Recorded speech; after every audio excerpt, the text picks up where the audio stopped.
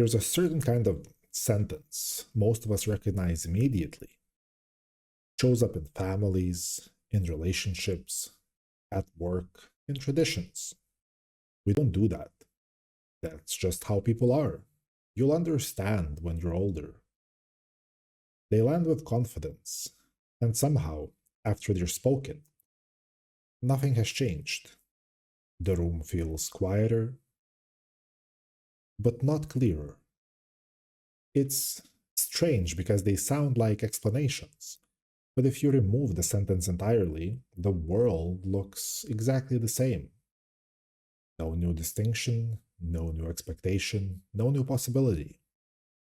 Silence would have done the same work. That was the first thing that started bothering me. Not that these statements were wrong, but that they did nothing.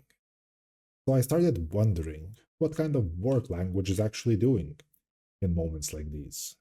Because, let's be honest, not all language does the same thing. And I've noticed two recurring ways language gets used. Moral language, for example, it's used to evaluate actions by placing them inside a value frame. It answers questions like, is this right? Is that wrong? Is this acceptable? Or is this who we should be? It organizes behavior by appealing to shared standards, shared identities, shared commitments. Contrary, functional language describes how something operates under specific conditions. It asks, what does this produce? Under what pressures? With what trade-offs? For whom and for how long? It organizes understanding by tracing mechanisms, constraints, and consequences. These are both real forms of sense-making. They solve different coordination problems, however. And once you start hearing that difference, the rest becomes easier to track. Functional language helps us see the world. It narrows things, it introduces conditions. So, for example, if someone keeps being interrupted, they stop sharing what they actually think. If you change that and let them finish, the whole dynamic shifts. You can see it even earlier. When rules are enforced without explanation, kids learn compliance but not judgment. When reasons are given, even imperfect ones, they start learning how to think ahead. So, with functional language, you can push back, you can test it, you can be wrong. With moral language, it does something else. It doesn't narrow, it expands. It doesn't ask what's happening, it announces where we stand. This is unacceptable, this is wrong, this is settled. And once that's said, the space sort of collapses because there's no longer a question on the table, only alignment or misalignment. That difference started to matter more than the content itself because the same topic could be spoken about in two completely different modes. One mode keeps the world open, the other closes it. Functional language tries to model.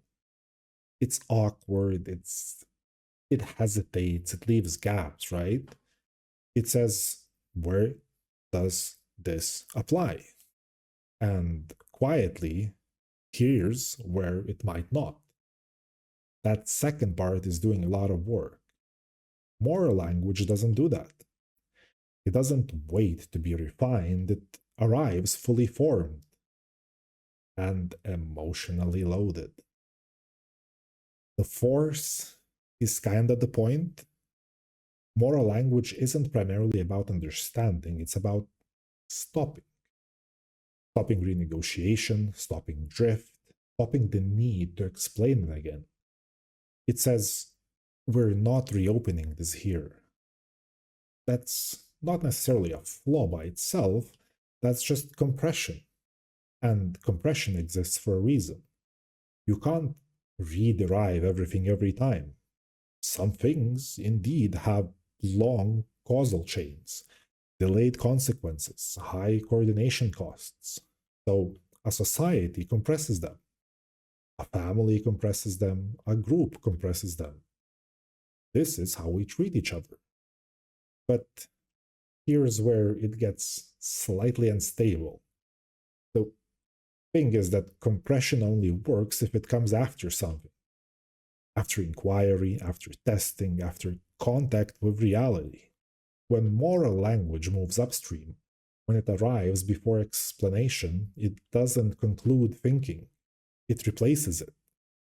That's when it starts handing itself conclusions. This is wrong. And suddenly, the observation is implied, the mechanism is applied, the trade offs are implied, all without ever being named. The conclusion comes first. Everything else gets reverse engineered or never examined at all. That's when moral language stops being a compression of understanding and becomes a substitute for it. You see this constantly in traditional domains. Men, women, family, obligation, things that feel ancient, settled, and heavy, where asking why is treated as an offense. So moral language steps in. Fast, cheap, high force. It stabilizes identity, it protects roles, and over time, the compression forgets what it compressed. The explanation disappears, only the force remains. At that point, the sentence isn't doing work on the world, it's doing work on the listener. It's asking for alignment without understanding. And if you hesitate, the hesitation becomes the problem. The question becomes where the language sits, upstream or downstream, after inquiry versus instead of it. The problem isn't really that moral language exists, it's that it's often used where investigation is still possible, or still needed, or still unfinished. And once you start seeing that, it becomes harder to unhear. Conclusions often arrive fully formed. They come as something you're meant to hold, not examine. There's no mechanism attached, no sense of scope, no conditions quietly implied. They land complete. Thinking carries a cost. Attention isn't free. Revisiting assumptions pulls on social ties. Belonging stabilizes faster around shared answers, then shared uncertainty. So language drifts towards forms that settle quickly.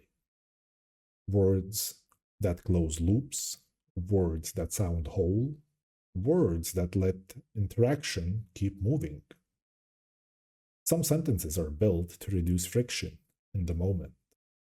They signal alignment, they protect continuity, they let people stay in the same room without renegotiating the ground beneath them. Other ways of speaking leave space instead. They carry mechanisms, they carry limits, they invite revision. That space asks something from the listener. It asks for attention, for patience, slows the rhythm of interaction. Most environments reward speed. They reward decisiveness. They reward sentences that feel complete even when they compress a great deal of complexity. And you can see this play out in ordinary moments. So, as the previous example, that's just how people are. The room relaxes, the topic settles, no one asks which people, in what situations, under what pressures.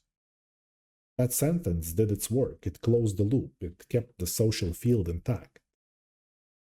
On the other hand, someone says, family always comes first. It already carries a moral tone that sounds settled. It doesn't invite conditions, it doesn't invite trade offs. Questions would slow things down. They would pull context into a space built for agreement. However, sentences behave differently. They ask, when does this hold? When does this break? What depends on it? Those questions don't travel as easily.